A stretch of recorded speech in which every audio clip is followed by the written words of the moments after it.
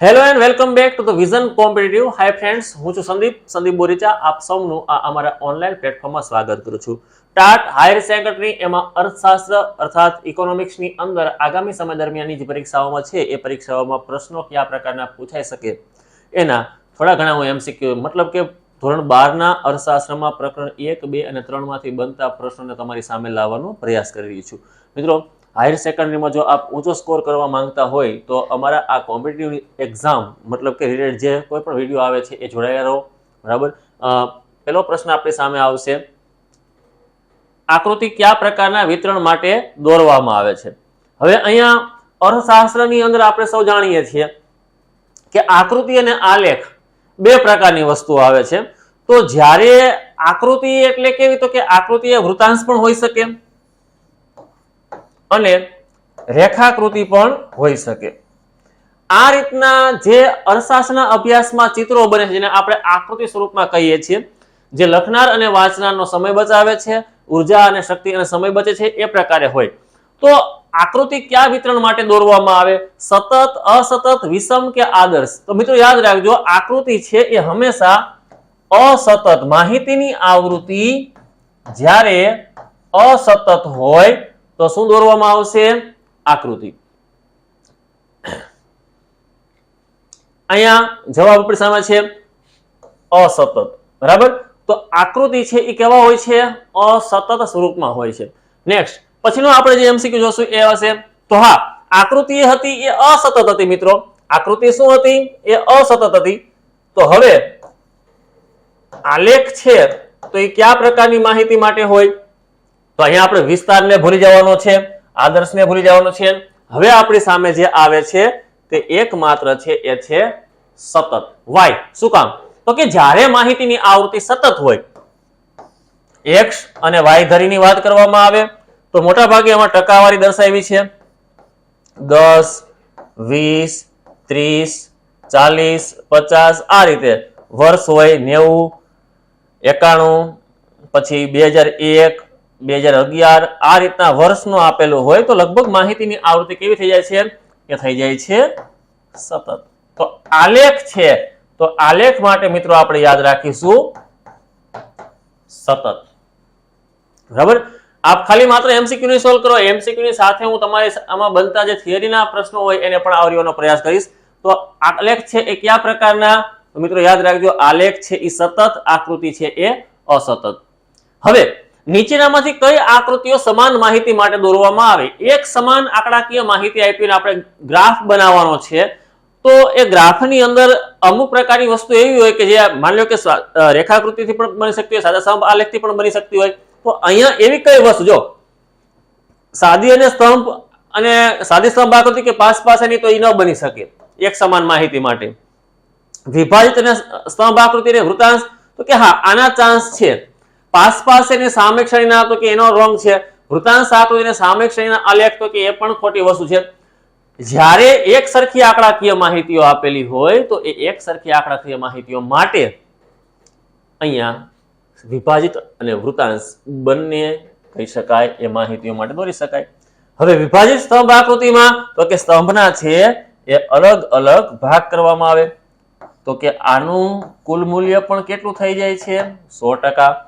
જ્યારે વૃત્તાંશ છે એ 360 ડિગ્રી છે, 360 માં ફેલાયેલા હોય, પણ આપણે કહીએ એ મુજબ આની ટકાવારી તો કેટલી થઈ જાય છે? 100%. તો લગભગ બેયનું જે છે એ નિરૂપણ 100% માંથી કરવામાં આવતું હોય.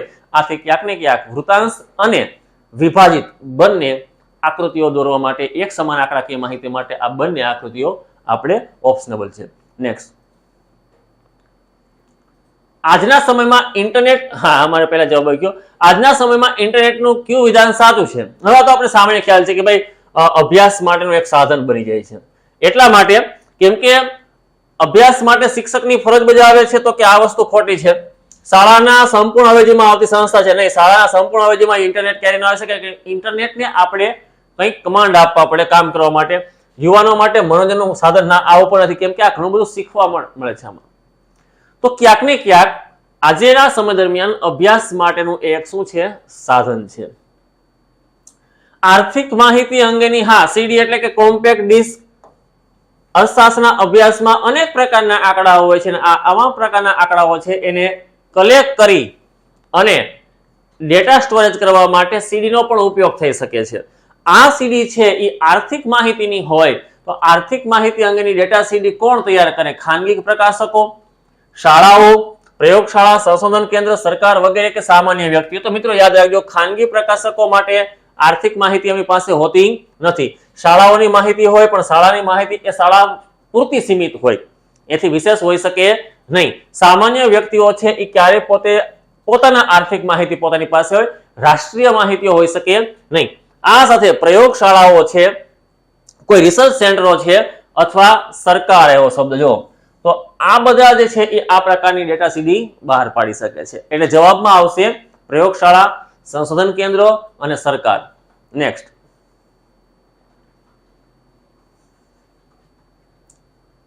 અર્થશાસ્ત્રમાં વાસ્તવિક જીવનમાં બનતી કેવી ઘટનાઓની સમજૂતી અપાય છે? આર્થિક, સામાજિક, રાજકીય અને ધાર્મિક.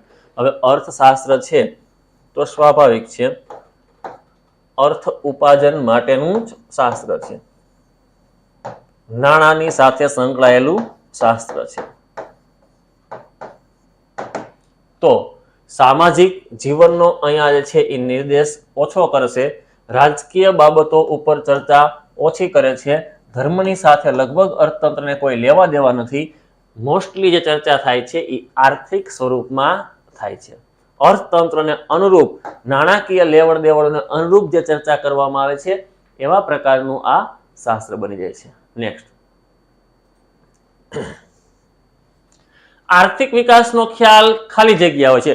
ચેપ્ટર નંબર 2 આવે મિત્રો, એમાંથી બનતા પ્રશ્નમાંથી વૃદ્ધિ અને વિકાસ. જો આ એક માત્ર હું તમારી સામે ડેમો સ્વરૂપે આવું છું એવું તમે સમજી શકો છો. આ તો એક માત્ર સમુદ્રનું બૂંદ છે. સમુદ્ર તો આખે આખો આપણા જે છે એ કહી શકાય એપ્લિકેશનની અંદર પડેલો છે. આગળ વધીએ તો આર્થિક વિકાસનો ખ્યાલ ખાલી જગ્યા હોય છે, વિસ્તૃત, સ્થિર, સીમિત કે અસ્થિર. તો વૃદ્ધિ અને વિકાસ આ બે પ્રકારના હોય છે ખ્યાલ. વિકસિત દેશોમાં અર્થશાસ્ત્રની અંદર કહી શકાય કે વિકસિત દેશોની અંદર નાણાકીય આવકોમાં સતત ને માટે ઉમેરો થતો હોય તેને વૃદ્ધિ કહેવાય. વિકાસશીલ દેશોની અંદર કુલ રાષ્ટ્રીય આવક અને માથાદીઠ આવકમાં થતો વધારો એ આર્થિક વિકાસ કહેવાય. તો આ બે શબ્દો છે એ વૃદ્ધિ અને વિકાસ શબ્દ છે એ અન્ય ભાષાઓમાં એકબીજાના પર્યાય સ્વરૂપે હોઈ શકે, પણ ઇકોનોમિક્સની અંદર, મનોવિજ્ઞાનની ભાષામાં આ બંને શબ્દો બદલી જાય છે. વૃદ્ધિનો ખ્યાલ કેવો છે? વૃદ્ધિનો ખ્યાલ છે એ છે સીમિત છે.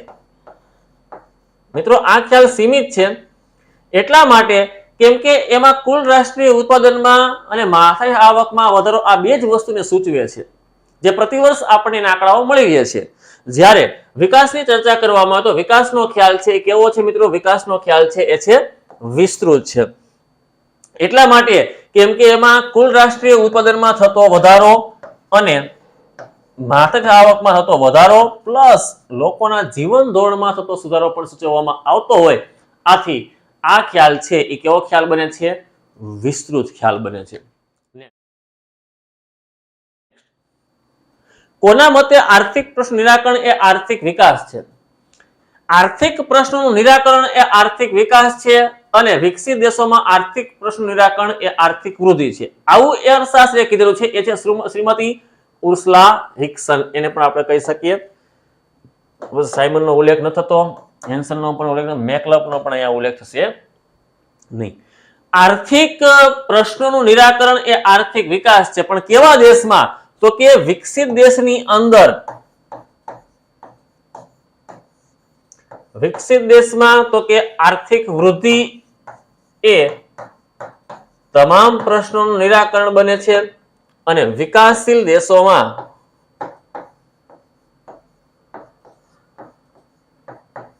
આર્થિક વિકાસ એ તમામ પ્રકારના પ્રશ્નોનું નિરાકરણ લાવે છે. નેક્સ્ટ, આગળ વધીએ મિત્રો. આર્થિક વિકાસ એ ખાલી જગ્યા છે. આર્થિક વિકાસ એ ઘટના છે, ખ્યાલ છે, કારણ છે કે પ્રક્રિયા છે? તો વિકાસ એટલે રાષ્ટ્રની આવકમાં થતો વધારો, જીવન ધોરણમાં થતો સુધારો, આંતરમાળખાકીય બાબતોમાં આવતો બદલાવ, સામાજિક રહેણીકરણીની અંદર આવતો ફેરફાર. આથી વિકાસ એ શું છે? તો કે વિકાસ એ એક પ્રક્રિયા છે. અહીંયા ફરી પાછા આપણે વૃદ્ધિ અને વિકાસની બાબતની વાત કરીએ તો મિત્રો વૃદ્ધિ છે ને એ ઘટના છે જે વૃદ્ધિની હારે કનેક્ટ કરી શકાય, અને આ છે એ પ્રક્રિયા છે એટલે વિકાસની હારે સાંકળી શકાય. વૃદ્ધિ એટલા માટે ઘટના છે કેમ કે વૃદ્ધિની અંદર માત્ર રાષ્ટ્રીય આવક અને માત્ર આવક બે જ વધે છે, જ્યારે વિકાસ શું બની જાય છે? વિકાસ એ પ્રક્રિયા છે. એટલા માટે કે જ્યારે સરકારની આવકમાં થતો ઉમેરો હોય, એ સરકારની આવક જ્યારે જ્યારે વધતી જાય તો સરકાર એ નાણાંનો ખર્ચ છે એ લોકો પાછળ કરે છે. ફરી પાછી રાષ્ટ્રીય આવક વધતા તિજોરીમાં આવતું નાણું એ દેશની જનતા પાછળ વપરાય છે, લોકોને આંતરમાળખાકીય સુવિધાઓ માટે વપરાય છે. આમ વિકાસ એ પ્રક્રિયા બની જાય છે મિત્રો. નેક્સ્ટ ટ્રિપલ પી કીધું છે. ટ્રિપલ પી મતલબ કે ભાઈ અહીંયા ટ્રિપલ પી નું પૂર્ણ નામ મિત્રો એ પણ આપણને પરીક્ષામાં લઈ શકાય, કારણ કે અર્થશાસ્ત્રમાં પરચેઝ પાવર પેરિટી સમ ખરીદ શક્તિના સિદ્ધાંત મુજબ, પરચેઝ પાવર પેરિટી મતલબ સમ ખરીદ શક્તિના સિદ્ધાંત મુજબની વાત કરતો 2014 માં ભારતની પર પર્સન કેપિસિયા હતી કેટલી? માથાની આવક કેટલી? તો મિત્રો આ આંકડો ખાસ યાદ રાખજો, કેમ કે અર્થશાસ્ત્રની બુકની અંદર 2014 સુધીના આંકડા આપ્યા છે. તો એ મુજબ $5,497 આપણી પર પર્સન કેપિસિયા હતી. મિત્રો અહીંયા તમે જોઈ શકો છો 5,497 એ આપણી માથાની આવક છે 2014 અનુસાર. આ પ્રમાણે સમ ખરીદ શક્તિના સિદ્ધાંત મુજબ આપણે જોવું હોય તો આપણો ખર્ચ છે $5,238, એ પણ આપણે યાદ રાખી શકીએ છીએ. નેક્સ્ટ PQLI ની રચના કોણે કરી છે? કયા અર્થશાસ્ત્રીય છે? ફિઝિકલ,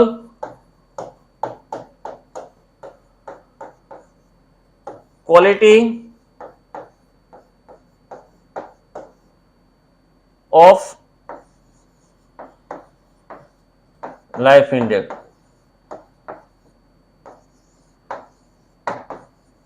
આ એનું પૂરું નામ છે PQLI,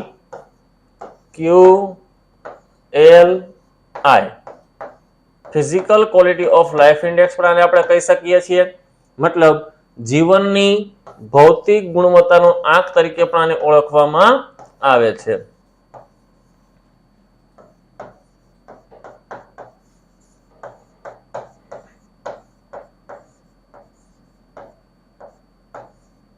મિત્રો આની અંદર 3 વસ્તુનો સમાવેશ થાય છે: બાળ મૃત્યુ દર, અપેક્ષિત આયુષ્ય અને શિક્ષણ. આ 3 થી કોઈ પણ દેશનો છે એ PQLI બને. બાળ મૃત્યુ દર, અપેક્ષિત આયુષ્ય અને શિક્ષણ. આનું મૂલ્ય 100 હોય છે. આની રચના કરી છે ડેવિસ મોરિસ નામના અર્થશાસ્ત્રીએ. ખાસ યાદ રાખીશું, ડેવિસ મોરિસે એની રચના કરી. યુનાઇટેડ નેશન્સ એની સાથે તો ખ્યાલ જોડાયો છે, યુનાઇટેડ નેશન્સ ડેવલપમેન્ટ પ્રોગ્રામ એની કનેક્ટેડ નથી, અને મેકલબ સાથે પણ આ વસ્તુ કનેક્ટેડ નથી. તો યાદ રાખશું, જીવનની ભૌતિક ગુણવત્તાનો આંકની રચના કરી છે એ અર્થશાસ્ત્રી છે, એ છે Davis Morris. To the point આપણે જશું, જે મહત્વના પ્રશ્નો બને છે એને આપણે હંમેશા સાથે રાખીશું. આગળ વધીએ. PQLI નું મહત્તમ મૂલ્ય કેટલું હોય? તો કે HDI હોય તો હ્યુમન ડેવલપમેન્ટ ઇન્ડેક્સ, એનું મૂલ્ય છે 0 થી 1 છે. હા, આ HDI નું માનવ વિકાસ આંકનું. પણ PQLI હોય જીવનની ભૌતિક ગુણવત્તાનો આંક હોય, માનવ વિકાસ આંક 0 થી 1. તો યાદ રાખશો, અહીંયા આપણે 0 થી 100 છે એનું મૂલ્ય બને છે. મિત્રો ખાસ યાદ રાખજો, અમારા છે એ આ વિડીયોમાં આપને ઘણું બધું પ્રકારનું શીખવા મળી શકશે, જે આપને આગામી પરીક્ષાઓ આવતી હશે એમાં ઉપયોગી બનશે. ભારતના લોકોનું અપેક્ષિત આયુષ્ય સરેરાશ વર્ષ જણાવો. લાઈફ એક્સપેક્ટન્સી ઓફ ઇન્ડેક્સ LEI ની જ્યારે વાત કરવામાં આવે, અપેક્ષિત આયુષ્ય આંક, બાળકના જન્મ સમયે તે કેટલા વર્ષનું આયુષ્ય ભોગવશે તેની અપેક્ષા કે ધારણા, એટલે લાઈફ એક્સપેક્ટન્સી અથવા અપેક્ષિત આયુષ્ય. એ મુજબ ભારતની અંદર વર્તમાન સમયના, આમ તો 2015 સુધીનો આંકડો આપણી પાસે ઉપલબ્ધ છે, 68 વર્ષ જેવું જે છે એ ભારતની અંદર લગભગ લોકો જીવન જીવે છે. 68 વર્ષ એ આપણું અપેક્ષિત આયુષ્ય છે. આર્થિક વૃદ્ધિ અને વિકાસમાં જ્યારે ફિઝિકલ ક્વોલિટી ઓફ લાઈફ ઇન્ડેક્સના મુદ્દાની ચર્ચા કરતા હોય મિત્રો, આપણે માનવ વિકાસની જ્યારે ચર્ચા કરતા હોય ત્યારે દરેક દેશનું આપ્યું છે, તો એ મુજબ ભારત છે એ આજે 68 વર્ષ જેવું સરેરાશ આયુષ્ય ધરાવે છે. એ જ્યારે દેશ આઝાદ થયો ત્યારે 31 વર્ષનું હતું અને વર્તમાન સમયમાં આનું પ્રમાણ બને છે 68 વર્ષ. નેક્સ્ટ કે ભાઈ પીક્યુઆર નીચો હોય તો વિકાસનો દર કેવો કહેવાય? સ્વાભાવિક છે કે ભાઈ જીવનની ભૌતિક ગુણવત્તાનો આંક નીચો તો આર્થિક વિકાસનો દર પણ કેવો થશે? નીચો. આર્થિક પ્રગતિ પ્લસ સામાજિક પ્રગતિ ઇઝ ઇક્વલ ટુ, તો કે આર્થિક પ્રગતિ થાય. આર્થિક પ્રગતિ એટલે શું? તો કે સરકારની તિજોરીમાં નાણું વધ્યું, વધતા તો કે લોકો અંધશ્રદ્ધામાંથી બહાર આવે, સારું જીવન જીવવા માટે પ્રેરાય, સ્વચ્છ કપડા, સ્વચ્છ વસવાટ, રહેઠાણ, તો એ કહેવાય સામાજિક પ્રગતિ. સમાજય સુધરે અને દેશમાં નાણું પણ વધે તો સમજો કેવી પ્રગતિ થઈ છે? અધોગતિ નથી, સાચી પ્રગતિ છે. કેવી પ્રગતિ છે મિત્રો? સાચી પ્રગતિ છે. રાજકીય પ્રવૃત્તિ કહી શકાય નહીં, અધોગતિ કહી શકાય નહીં, ધાર્મિક કહી શકાય નહીં. આર્થિક પ્રગતિ પ્લસ સામાજિક પ્રગતિ એટલે કે સાચી પ્રગતિ. HDI માં કઈ સાલમાં સુધારો કરવામાં આવ્યો? તો HDI છે એ માનવ વિકાસ આંકની અંદર જે પહેલાનું આપણું ધોરણ માળખું હતું એ હતું અપેક્ષિત આયુષ્ય આંક, શિક્ષણ અને જીવન ધોરણ. હવે શિક્ષણની અંદર છે બે પ્રકારના વર્ષો, એટલે કે સરેરાશ શાળાકીય વર્ષો અને અપેક્ષિત શાળાકીય વર્ષો. આ સુધારો છે એ 2010 ની સાલથી કરવામાં આવ્યો છે. 2010 આમ તો 1990 ની સાલથી જે છે એ આ દર વર્ષે માનવ વિકાસ આંક બહાર પાડવામાં આવે છે.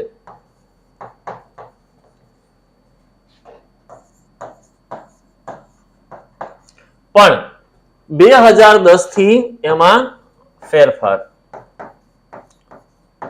ભારતના અર્થશાસ્ત્રી એવા અમર્ત્ય સેન, જેને એમની વિભાવના કરી અને એની રચના કરી છે, અને ત્યાર પછી UNDP United Nations Development Programme દર વર્ષે આ પ્રકારના આંકડાકીય માહિતીઓ બહાર પાડે છે. અર્થશાસ્ત્રમાં કઈ શોધ અદ્ભુત મનાય છે? પૈડું, અગ્નિ, નાણું અને અનાજ. હવે જો સામાજિક બાબત હોત ને તો આપણે કંઈક અલગ કરી શકીએ. તેમાંથી પૈડું છે, અગ્નિ છે, અનાજ છે, અનાજને આપણે એમાં લઈ લેત. પણ અહીંયા અર્થશાસ્ત્રની ભાષામાં તો કે નાણું છે, એ નાણું શોધ થઈ એટલે લગભગ છે લોકોનું જીવન ધોરણ છે એ સ્પષ્ટપણે બદલાવા લાગ્યું. મિત્રો નાણું આવશે. નેક્સ્ટ, સિક્કાની શરૂઆત કઈ વ્યવસ્થામાં થઈ છે? લોકશાહી, સામંતશાહી, નોકરશાહી, રાજાશાહી. હા, રાજાશાહીમાં સિક્કાઓ હતા, પરંતુ એ છે એના રાજ્ય પૂરતા સીમિત હતા. અહીં આપણે સિક્કાઓ એટલે કોઈ પણ પ્રકારના, કોઈ પણ સ્થળે, કોઈ પણ સમયે, કોઈ પણ જગ્યાએ વિના સંશય કે તપાસ કર્યા વિના જેના દ્વારા આપણે આર્થિક વ્યવહાર કરી શકીએ એને નાણું સેમ્યું છે. એવું નાણું છે ને સિક્કાની શરૂઆતના આપણે લોકશાહીમાં, રાજાશાહીમાં પણ લઈ શકાય, પણ વાસ્તવિક જીવનમાં કહી શકાય કે લોકશાહી અર્થવ્યવસ્થા અસ્તિત્વમાં આવી ત્યારથી છે એ સિક્કાઓનો પુષ્કળ ઉપયોગ થયો છે. નેક્સ્ટ, નાણું સર્વસ્વીકૃત છે, બહિષ્કૃત છે, અછૂત છે, પછાત છે. તો નાણું છે ને એને જ્ઞાતિ હારે કાંઈ લેવા દેવા નથી. નાણાંને કોઈ ધર્મ સાથે કાંઈ લેવા દેવા નથી. નાણાંને ગામ અને શહેરની હારે કાંઈ લેવા દેવા. નાણું તાલુકો, જિલ્લો કે પછાત કે કહી શકાય વિકસિત, એની સાથે કોઈ જગ્યાએ કાંઈ લેવા દેવા નથી. રાતના 12 વાગે પણ ચાલે, કચ્છમાં પણ ચાલે, અરુણાચલ પ્રદેશમાં પણ ચાલે, કાશ્મીરમાં પણ ચાલે અને કન્યાકુમારીમાં પણ ચાલે. ઇવન કોઈ પણ દેશમાં તમે જાઓ એ દેશમાં વિદેશી હુંડિયામણના દર સાથે સરખાવી શકાય. આથી નાણું એ સર્વ સ્વીકૃત છે. મિત્રો યાદ રાખજો, નાણું કેવું છે? સર્વ સ્વીકૃત છે. નાણું ખાલી જગ્યા અભ્યાસ માટે મહત્વનું છે. વાજ્યાત્મક, તાર્કિક, તુલનાત્મક કે ભાવનાત્મક તુલના સરખામણી કરવા માટે નાણું છે એ બેસ્ટ બને છે. નેક્સ્ટ, કોના મતે વધુ નાણું ઓછી વસ્તુ પકડવા દોડે તો ફુગાવો પકડે છે? Too much money chase few goods and services, it means inflation. મતલબ કે ખૂબ વધુ નાણું ઓછી વસ્તુઓને પકડવા દોડે તો સમજવું ફુગાવો પણ વેગ પકડી શકે છે. આવું વિધાન આપનારા હતા. એને બહુ સરસ વાત કરી કે ભાઈ ખૂબ વધુ નાણું, પૈસા તો બધાની પાસે છે, ઓછી વસ્તુઓ અને સેવાઓને પકડવા દોડે, બજારમાં જેનો પુરવઠો ઓછો છે એ વસ્તુઓ પાછળ દોડે તો શું સર્જાય? તો કે ત્યારે ફુગાવો થાય. આવું કહેનારા ક્યાં અર્થશાસ્ત્રી? અમર્ત્ય સેન, કેઇન્સ, માર્શલ કે મેકલબ. તો મિત્રો યાદ રાખજો, પ્રોફેસર મેકલબે જે છે એવું વાત કરી કે ખૂબ વધુ નાણું છે એ ઓછી વસ્તુને પકડવા દોડે ત્યારે ફુગાવો સર્જાય છે. મિત્રો આ મુજબના આપણા પ્રશ્નો આપણી સામે આવી રહ્યા છે. હા, તો ખાસ યાદ રાખજો 9993343393 ઉપર આપ ઇન્ક્વાયરી કરી શકો છો. એક માત્ર મેં તમને કીધું એમ કે સમુદ્રનું બુંદ સ્વરૂપ કહી શકાય એ પ્રમાણનો આપણો લેક્ચર હતો. હજી તો આ ખજાનો તો આખો બાકી જ છે. તો ફરી પાછા આપણે છે એ ચેપ્ટર 1, 2 ની તૈયારી કરી છે, 3 ની હજી બાકી છે. આમ લગભગ પાર્ટ વાઇઝ આપણે બધા પ્રકરણના જે મુખ્ય MCQ પરીક્ષામાં પૂછાઈ ગયેલા છે ને પૂછાતા રહેશે એની આપણે તૈયારી કરતા રહેશું. આ સાથે આજનો લેક્ચર સમાપ્ત કરું છું. ધન્યવાદ.